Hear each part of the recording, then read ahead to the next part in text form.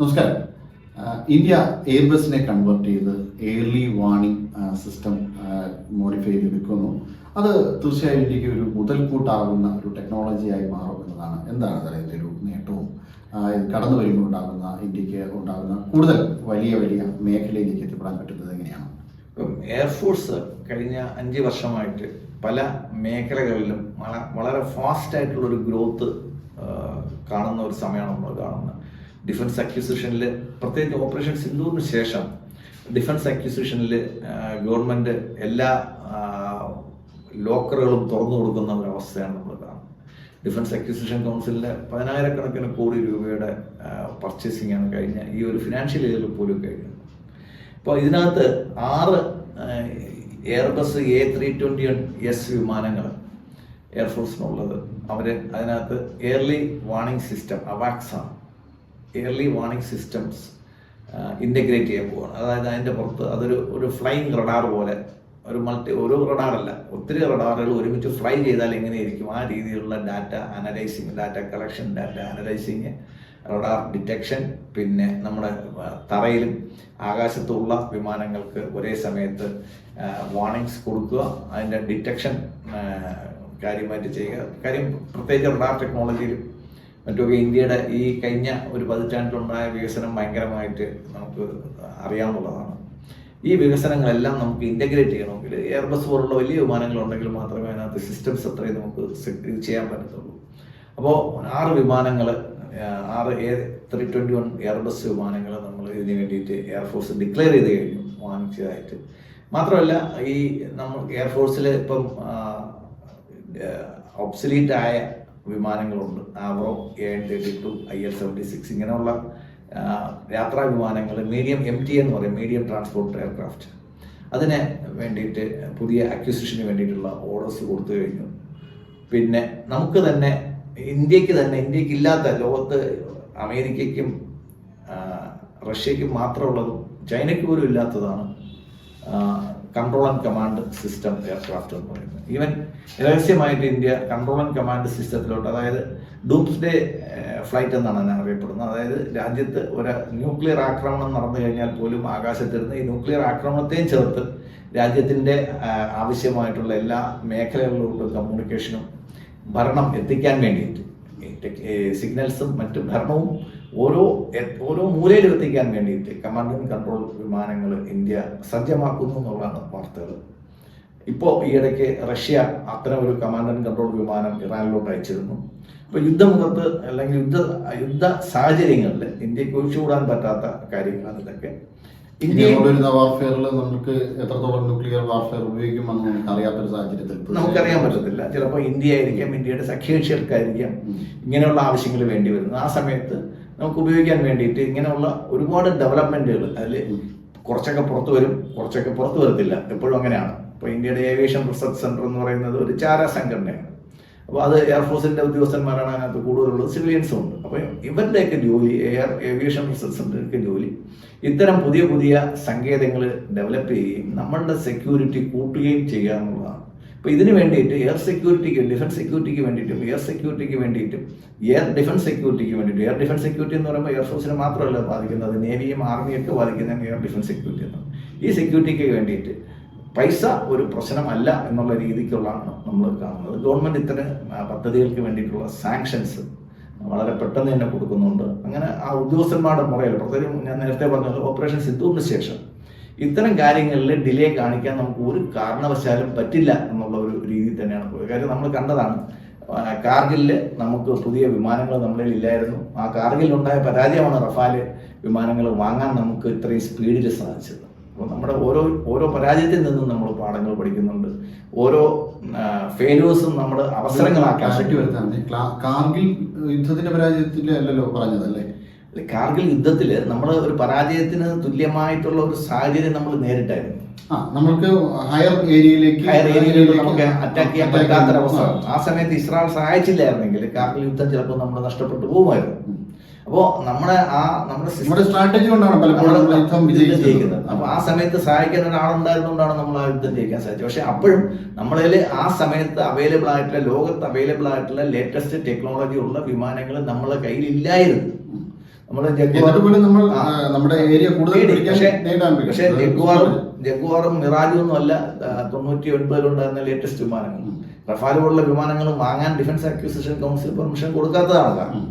കാര്യം ഡിഫൻസിന് പർച്ചേസ് അത്യാവശ്യം അല്ലാത്തൊരു കാര്യമാണ്. അത് 2010 വരെ ഇതേ രീതിയിൽ തന്നെ തുടർന്നു പോയി. അവസാനം ആന്റണിയുടെ ഏറ്റവും അവസാനത്തെ ഒരു ടെന്യൂറിലാണ് ഇത് കണ്ടുപിടിച്ചതും ഇത് ഈ ഒരു ഡിഫക്റ്റ് കണ്ടുപിടിച്ചതും അതിൻ്റെ അക്വിസിഷൻ കുറച്ച് നേരത്തെ ആക്കിയത്. എന്തായാലും ഇപ്പോഴും നമ്മൾ പുറകിലാണ്. ഇനിയും ഇത്തരം കാര്യങ്ങളിൽ, അതായത് ഡിഫൻസ് സെക്യൂരിറ്റിയിൽ, നമ്മുടെ എയർ സെക്യൂരിറ്റിയിനകത്ത് ഇന്ത്യ ഒരു വിട്ടുവീഴ്ചയും ചെയ്യാൻ പോകുന്നില്ല. അതിനനുസരിച്ചിട്ട് മാത്രമല്ല, ഈ സെക്യൂരിറ്റിക്ക് വേണ്ടിയിട്ട് പൈസ ചെലവാക്കിയാൽ മാത്രം പോരാ, 80% അത് ഇൻഡിജീനിയസ് കമ്പണന്റ് വേണം എന്നുള്ള കാര്യത്തിൽ ഇന്ത്യ വളരെ പറയാൻ പറ്റുമോ? നമ്മള് ഏറ്റവും മികച്ച മൂന്നാമത്തെ ഏറ്റവും അധികം വിമാനങ്ങൾ എയർഫോഴ്സ് മീൻസ് നമുക്ക് കരുത്തിൽ, എയർക്രാഫ്റ്റിന്റെ കാര്യത്തിൽ, എണ്ണത്തിന്റെ കാര്യത്തിൽ ചൈനയാണെങ്കിൽ പോലും നമ്മൾ ശക്തിയുടെ കാര്യത്തിൽ നമ്മൾ മൂന്നാമത്തെ രാജ്യമായിട്ട് മാറിയിട്ടുണ്ട്. അല്ല, അത് സർവേ മെത്തേഡാണ്. സർവേ മെത്തേഡ് വെച്ചിട്ട് നമുക്ക് കാര്യങ്ങൾ ഓടത്തില്ലേ. നമ്മൾ മുമ്പ് പറയുന്ന പോലെ ഏട്ടിലെ പശു പുല്ലു തിന്നില്ല എന്ന് പറഞ്ഞ പോലെ നമ്മൾ അത് ഞാൻ പറഞ്ഞു. അത് നമ്മൾ മൂന്നാമതല്ല, ഈവൻ ലോകത്തെ തന്നെ എയർഫോഴ്സിന്റെ കാര്യങ്ങൾ നോക്കുമ്പോഴത്തേക്ക് ഈ ശക്തിയല്ല, ഈ ഓപ്പറേഷണൽ റെഡിനെസ്സും അതിന്റെ അങ്ങനെയാണെങ്കിൽ ഫസ്റ്റ് ലോകത്ത് ഇസ്രായേൽ തന്നെയാണ്.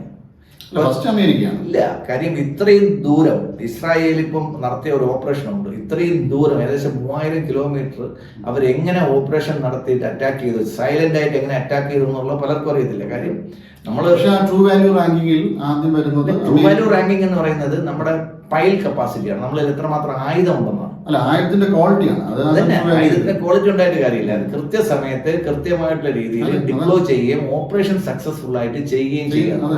ഇപ്പൊ നമ്മൾ കണക്ക് നോക്കുകയാണെങ്കിൽ ഇന്ത്യക്കാളും കൂടുതൽ അഡ്വാൻസ്ഡ് ആയിട്ട് F-16 പോലുള്ള വിമാനങ്ങളുള്ള രാജ്യമാണ് പാകിസ്ഥാൻ. പക്ഷേ പാകിസ്ഥാന് നമ്മളെ അടുത്ത് വരാൻ പറ്റാത്ത കാര്യം എന്ന് വെച്ചാൽ ഈ സാധനങ്ങളുടെ കൂടെ ടാക്സ് കുറയുന്നുണ്ട്. കാര്യം ഇപ്പം പാകിസ്ഥാൻ ആയുധങ്ങൾ ഉണ്ടെന്ന് പറഞ്ഞെങ്കിലും അതെല്ലാം ചൈനീസ് നിർമ്മിതമാണ്. അതിന്റെ പാർട്സ് സമയത്തിന് കിട്ടത്തില്ല. ഓപ്പറേഷൻ റെഡിനെസ് നോക്കുമ്പോഴത്തേക്ക് ഇതൊന്നും നമുക്ക് കണക്കാക്കാൻ പറ്റത്തില്ല. എത്ര ഓപ്പറേഷൻസ് സക്സസ് ആയിട്ട് ചെയ്യുന്നുണ്ടെന്നുള്ളതാണ്. ഇപ്പൊ ഇസ്രായേലിന്റെ കയ്യിൽ ഇതുവരെയുള്ള അവരുടെ എയർ ഓപ്പറേഷൻസ് എല്ലാം ഭയങ്കര സക്സസ്ഫുൾ ആയിരുന്നു. പക്ഷെ അവരുടെ എയർ ഡോമൊക്കെ കൂടെ പരാജയപ്പെട്ടത് അതാണ്. ആ എയർ ഡോമിനെ ഫെയിലിയർ ആക്കത്തക്ക രീതിയിൽ പാലസ്തീനികൾ 5000-ഓളം റോക്കറ്റുകൾ ഒരുമിച്ചായിട്ട് അറ്റാക്ക് ചെയ്തപ്പോഴത്തേക്കാണ് ഇത്രയും പേർക്ക് മരിക്കേണ്ടി വന്നത്. അത് അവരുടെ ഒരു കൗണ്ടർ സ്ട്രാറ്റജിയാണ്. നമ്മൾ എടുക്കുന്ന ഓരോ സ്ട്രാറ്റജിക്കും കൗണ്ടർ സ്ട്രാറ്റജി കാണും. ഇപ്പോൾ അവർ അതിനെ പ്രതിരോധിച്ചുകൊണ്ട് വരികയാണ്. അപ്പോൾ നമ്മൾ ഏകദേശം 14ഓളം ബ്രഹ്മോസ് വെച്ചിട്ടാണ് നമ്മൾ ഈ ഓപ്പറേഷൻ സിന്ദൂർ സക്സസ്ഫുൾ ആക്കിയത്. നമ്മൾ വിമാനങ്ങളൊന്നും നമുക്ക് അധികം ഉപയോഗിക്കേണ്ടി വന്നിട്ടില്ല. അപ്പോൾ നമ്മൾ വിമാനങ്ങളെക്കാളും കൂടുതൽ ലെതലായിട്ടുള്ളത് മിസൈൽസ് ആണ്. വിമാനങ്ങളുടെ എണ്ണം ഇപ്പം പലരും ഈ ചോദ്യം എൻ്റെ അടുത്ത് തന്നെ പല ചാനലുകളിലും ചർച്ചയ്ക്ക് പോകുമ്പോഴത്തേക്ക് പറഞ്ഞു, സാർ നമ്മുടെ സ്ക്വാഡ്രൺ കപ്പാസിറ്റി കുറവല്ലേ? ഞാൻ പറഞ്ഞാൽ പറഞ്ഞു, ഈ സ്ക്വാഡ്രൺ കപ്പാസിറ്റി 10-50 വർഷത്തിന് മുമ്പ് നമ്മൾ കാൽക്കുലേറ്റ് ചെയ്താണ് സ്ക്വാഡ്രൺ കപ്പാസിറ്റി എന്തൊക്കെ വേണം. അതിനുശേഷം നമ്മൾ എത്ര മിസൈലുകൾ വന്നു. ആ മിസൈലുകൾ 4 വിമാനക്കാളേക്കും വലുതാണ് ഒരു മിസൈൽ എന്ന് പറയുന്നത്. കറക്റ്റ് സമയത്ത് കറക്റ്റ് ഡയറക്ഷനിൽ പെനിട്രേറ്റ് ചെയ്യാൻ പറ്റുന്ന ഒരു മിസൈൽ ഉണ്ടെങ്കിൽ 4 വിമാനങ്ങളെക്കാളും വലുതാണ്. അപ്പോൾ ഈ നമ്മൾ ഡ്രോൺസും പിന്നെ മിസൈൽസും നമ്മൾ ഇൻഡക്ട് ചെയ്യുമ്പോഴത്തേക്ക് വിമാനത്തിന്റെ കപ്പാസിറ്റി നമ്മൾ കുറയ്ക്കുകയാണ് വേണ്ടത്. നമ്മൾ പണ്ട് മാൻപവർ വെച്ചുകൊണ്ടിരുന്നതിന് ശേഷം നമ്മൾ കമ്പ്യൂട്ടർ വന്നപ്പോൾ നമ്മൾ മാൻപവർ കുറച്ചില്ലേ? അതേ രീതിയിൽ സ്ക്വാഡ്രൺ കപ്പാസിറ്റിയിലല്ല പ്രശ്നം, ലെതൽ എത്രയാണെന്നുള്ളതാണ്. നമ്മൾ എന്തുമാത്രം ആക്രമണ ശക്തി നമുക്കുണ്ടെന്നുള്ളതാണ് ഇതിന്റെ ഒരു റേറ്റിംഗ്. അല്ലാതെ കുറെ ആയുധങ്ങൾ കൂട്ടി വെച്ച് പ്രദർശിപ്പിച്ചുകൊണ്ട് അതൊരു നമ്മുടെ എത്ര വിമാനങ്ങൾ അല്ലെങ്കിൽ എത്ര എയർക്രാഫ്റ്റുകൾ നമുക്ക് ഉണ്ടെന്നല്ല, അതിന് ട്രൂ വാല്യൂ റേറ്റിംഗ് നമുക്ക് കൃത്യമായി ട്രൂ വാല്യൂ എന്ന് പറയുന്നത് ഒരു പൈലറ്റ് ഈ സാധനമായിട്ട് ആകാശത്ത് ചെല്ലുമ്പോഴത്തേക്കാണ് ട്രൂ വാല്യൂ. ആ പൈലറ്റിന് ആ വെപ്പൺ എങ്ങനെ ഉപയോഗിക്കാൻ പറ്റുന്നു എന്നുള്ളതാണ് ട്രൂ വാല്യൂ. അപ്പോൾ അവിടെ നമ്മൾ നോക്കുമ്പോഴത്തേക്ക് ലോകത്തിൽ പണ്ടേ ഉള്ളൊരു സേയിങ് ആണ്, ഇസ്രായേലി പൈലറ്റുകൾ ഏത് സമയത്ത്, കാര്യം ഈ പൈലറ്റിന്റെ ഓപ്പറേഷൻ റെഡിനെസ്, അവർ എത്ര മണിക്കൂറാണ് ഒരു ദിവസം ഫ്ലൈ ചെയ്യുന്നത്. ഒരു വർഷത്തിൽ ഒരു പൈലറ്റ്, ഒരു ഫൈറ്റർ പൈലറ്റ് ഇന്ത്യയിൽ എത്ര ഫ്ലൈ ചെയ്യുന്നു, അമേരിക്കയിൽ എത്ര ഫ്ലൈ ചെയ്യുന്നു, നേരെ പകുതി പോലും വരത്തില്ല. കാര്യം നമ്മൾ ട്രെയിനിങ് സോർട്ടിയുണ്ട്, അത്രയ്ക്ക് നമ്മൾ ട്രെയിനിങ് സോർട്ടിയുണ്ട്. അപ്പം ഈ സാധനങ്ങൾ കണക്കാക്കി അളക്കുന്നത് അതൊരു എന്താ പറയുന്നത്, വെറും ഒരു സർവേ മെത്തേഡാണ്. ഈ സർവേ മെത്തേഡ് എപ്പോഴും നമുക്ക് സക്സസ്ഫുൾ ആയിരിക്കണമെന്നില്ല. അപ്പോൾ ലോകത്ത് ഇപ്പം പൈലറ്റുമാരുടെ ആക്രമണ ശക്തിയിൽ ലോകത്ത് നമ്മൾ തന്നെ MiG-21 വെച്ചിട്ട് F-16 അടിച്ചിട്ടു എന്ന് പറയുമ്പോൾ ലോകത്ത് എല്ലാവരും വാ വിളിച്ചു. ഇതെങ്ങനെ പറ്റി?